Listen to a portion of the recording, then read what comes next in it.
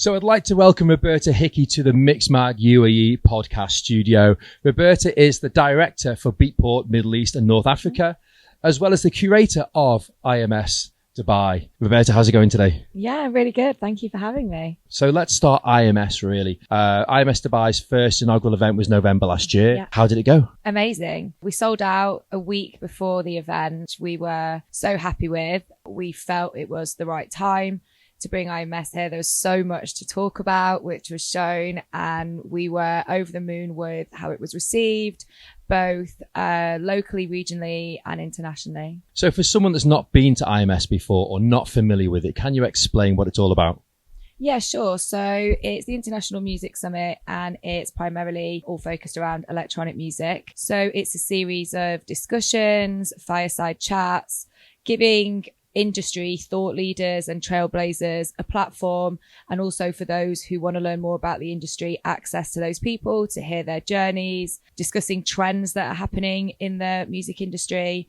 IMS is always very focused on looking to the future and being very forward thinking, and that's something that's replicated both in Ibiza and in Dubai. So Ibiza, IMS Ibiza is 18 years old, I believe. Is that right? Yeah. So how did the Dubai edition come about? So in 2023, the Beatport Group acquired IMS. I believe so, yeah. And as part of that, they were looking at how we can expand it and grow the model. It's an amazing summit, and it's, highly kind of accoladed globally within the electronic music industry. So it's like, what more can we do with it? I, at the time, was consulting for Beatport on what was happening in the region. And I'd previously project managed IMS Ibiza in 2022. So I was kind of across both. You were the right place, right time. Literally right place, right person. right time. Yeah, exactly. The stars aligned really. And with everything that was happening in Dubai, like the electronic music scene is growing here, and then across like MENA, kind of more widely, it just made sense to be the next step really. So, I mean, what was the timeline really from the idea to the execution? How long did it take to actually physically open the doors to it? Well, the idea happened, and then it was a bit back and forth. Obviously, you had to be with the seasons. Here, there's, summer's out of the question. No one's kind of coming over for the heat.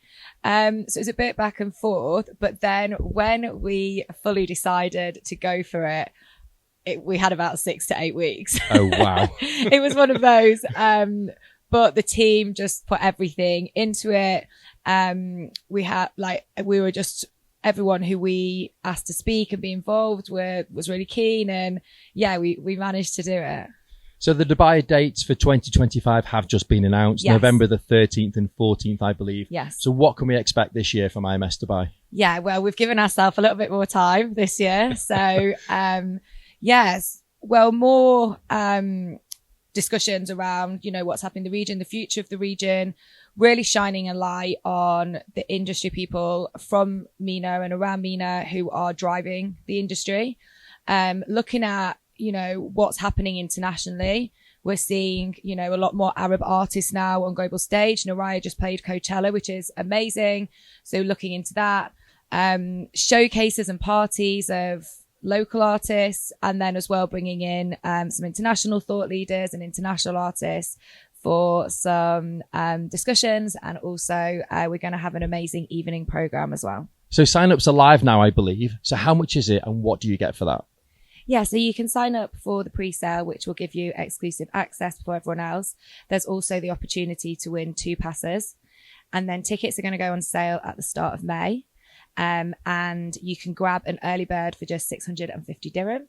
That gives you access to the full summit, to all the discussions, to all of the IMS events, but then also to our evening programming as well, which will be really exciting. So, I'd recommend bagging yourself one of those. And then after that, it goes up to 850 dirham for general admission. Still a great price at full price, to be honest with you. Yeah. I mean, after last year's experience. So another part of your musical world is you're director for Beatport Middle East and North Africa. So tell us a bit more about your role there, and also tell us about Beatport Live, which I've seen you being quite active in the market recently. Yeah, so it's a real honor for me to have the role of director of Beatport MENA. It means that I get to work with so many amazing talent from the region, see how we can be supporting them more on Beatport. Some favorites that I'm really loving is Gaudat, a Egyptian duo who are incredible. Their energy is amazing. So kind of getting to know them more, working with them.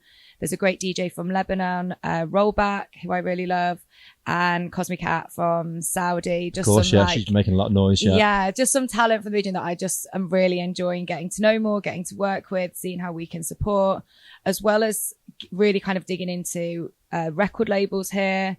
And yeah, it's super exciting. And then, as you mentioned, we've launched Beatport Live.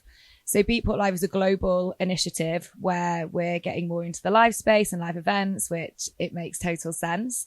So I've been running that here in MENA. We've been doing a monthly residency at Surf Club. Yep, seen them. Yeah, which is amazing. I love Surf Club. Just the vibe is so good. You're out on the beach, you're, you know, by the sea, the view's great. So far we've done Kaz James, Hugel, and Mestiza. And we've got one more coming up in May. So stay tuned and yeah, come on down. No sneak peeks coming out there. Let's see. No. But there is one in May. There you go. That's okay, fantastic. That's a sneak peek. That's all we're getting. That's the exclusive. And then we did one recently in Cairo at Cairo Jazz Club, and we've got more coming up. So yeah, really excited. So they're the Beatport Live events. Then what we do a lot of the time as well is stream those sets. And I just think it's really important for people to see globally like what's happening here. Beatport aside, you also have a side project that you've been working on for quite some time now, I believe, called Little Pink Book, where you've been an advocate for women in music. Tell us a bit how that came about. Yeah, so Little Pink Book is actually just turned 6 years old, which seems crazy. So it's a full-on child now. It's gone from baby toddler, now it's my child. But so Little Pink Book stemmed from me being, you know, a real advocate for women in the industry. At the time, there was a lot of negative talk about being a woman in music, a lot around gender pay gap, Me Too, which are all issues that need to be addressed. But I felt that whenever there were women on panels, that's what they were talking about. So it's from Little Pink Book came from two angles. Number one, there's loads more that women can talk about rather than just being a woman in music. They are experts in the industry. They can talk about marketing, touring, artist liaison, of course, artist relations. Like there's just so many, like sound engineering, production. Women can talk about all of these topics. And then also there's a lot of positivity about being a woman in the music industry, you know. And I've loved it. I've worked in the industry now for coming up to 15 years and it's my whole life really. And I've met some incredible friends along the way, both male and female. And a lot of people who have really pioneered me, again, both male and female. And I think that was getting overlooked.